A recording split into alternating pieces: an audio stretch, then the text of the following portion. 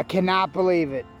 I swear, I was saying, man, when I watched the Hoover Boys video, I wish I had a skeleton key. That's on my bucket list. Okay, from now on, I'm taking one item of one historical item out of here once a day. I came through here and found 8 shotgun shells the first time I got my AT Pro. And that was 4 years ago, and then I had to sell it. Kurt from the Hoover Boys talked me into getting a new one, and then I had to go buy a pinpointer, and J-Mo from the Stealth Diggers fixed my carrot, and I think he just messaged me just this minute, but I swear, if this is a skeleton key, I will die.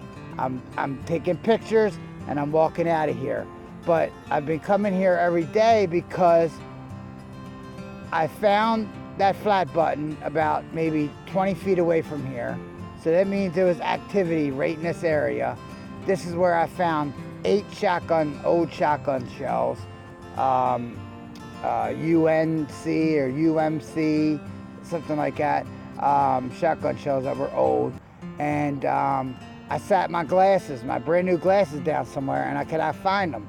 So I was getting a mixed signal, but I did what Digger Charlie did. I cleared my area out real good once I scanned over a couple trees and stuff, and I got a high tone. I'm like, man, what's that high tone? It's an 81. So I dug down. I'm like, man, it's something big. It's probably a can. So I'm looking at, I was doing this with the pinpointer. I know this video is going to be long, but I don't care if it takes up the whole video.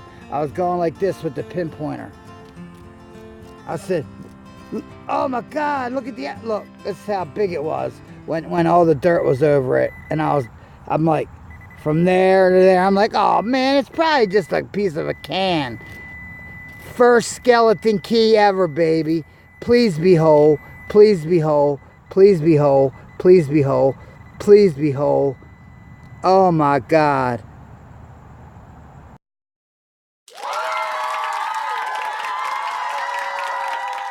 Guys, I think I just found a 2-piece button.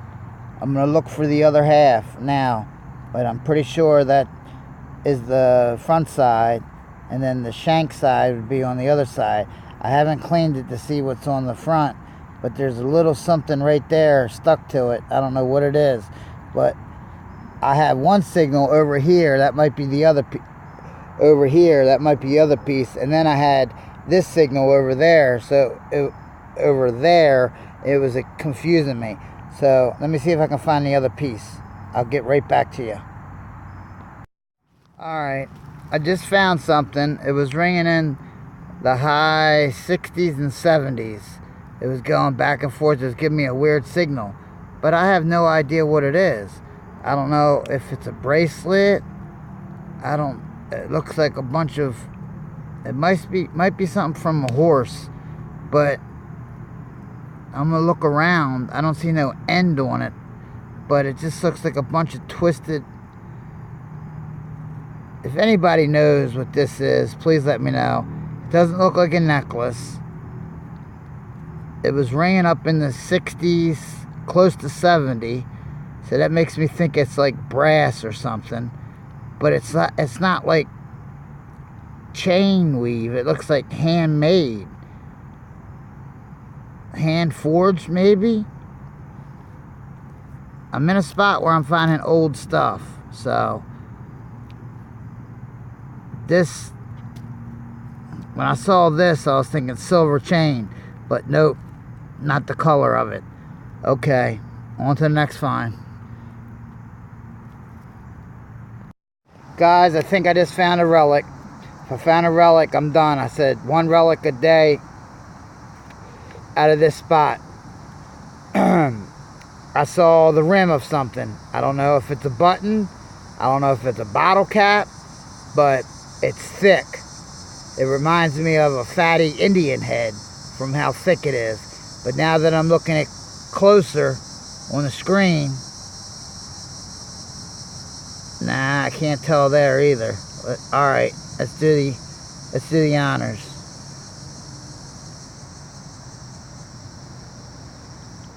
I don't know what it is. It's a ring. It is somebody's wedding ring. Oh my God, I wonder how old it is. Did it get smashed? What is up? Let me see if I can focus it in. Oh, where'd it go? I always drop stuff. It was ringing up in the 70s. Yeah, it got hit with something, I think. I just saw the edge of it. But that is a old wedding ring. I'm gonna see if I can get anything off of it when I get home. But it looks like somebody either pushed it in to make it fit their finger, or it got smashed while the guy was logging and he ripped it off real quick because it was hurting. But this is one of those older wedding rings, isn't it? Man, that is a relic there. This was a personal item of somebody. It would be awesome if it was engraved with something like, but I'll never get anything off of it like this. I have to clean it. But that's a relic. I'm going to do this area a little bit longer. I know I said one relic a day. This is a relic. I wasn't even expecting a ring when I saw that rim. I thought it was going to be like a fatty Indian. I saw that and I was like, man, I don't know what that is. All right. I'll let you know if I find out more about it or any engravings or anything. But I will let you know in the video. All right.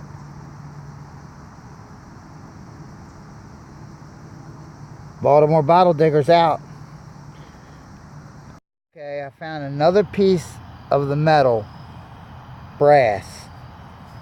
It has the same ornateness, I believe the same kind of designs on it as the small pieces that I have. I'm going to see if they piece together or not.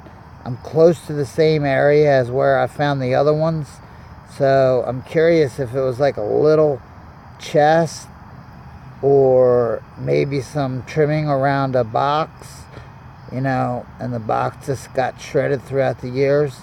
But they're small pieces of brass that are broken up. Okay, I'll get back to you on this one when I do the roundup on the video of everything from where I'm hunting now. Okay, guys. See you on the next. I've never found a clock cog that big. I think it's 2 o'clock. Just missing a piece right there. It's probably in the hole. But that was at the very top of the surface. And that's old. That's to like a grandfather clock, isn't it? Man. Alright. See a little lever right here. Have to clean that up. See if I see anything on it. Patent marks or anything. But I'm going to check and see if I see the other piece. That's pretty cool. Alright. That's a big cog. I found them smaller than that, but not that big. That thing takes up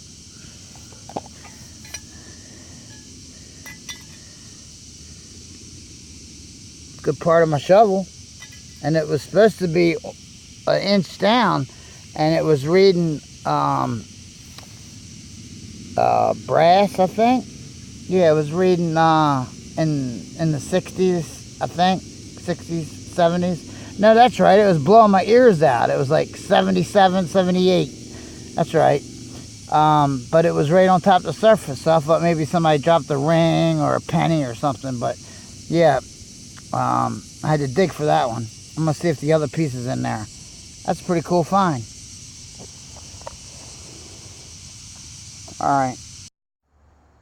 Okay, this goes out to my grandmother. God rest her soul. Bromo seltzer. I still have to clean up the bottle. I just found it. Every time I find a cobalt blue bottle, Bromo seltzer was made by Emerson Drug Company, I believe. And the bottle that I remember was a little bit bigger, and I thought it was square, like squared off. But they might have had, this might have been an earlier bottle or a later bottle. I'm not sure. But I've been looking for one of these since I've been bottle hunting. And it really touches my heart because I remember hearing my granny, my nanny, my grandma, my grandmother, God rest her soul. She passed away when I was 16, 17 years old, and it changed my life forever. She changed my life to make me take a path that I didn't want to take. Other things added up to it, but a person makes their own decisions, and hardships shouldn't make the person make the wrong path. There's people that are beaten, abused, molested, raped, and they still become doctors and lawyers and surgeons and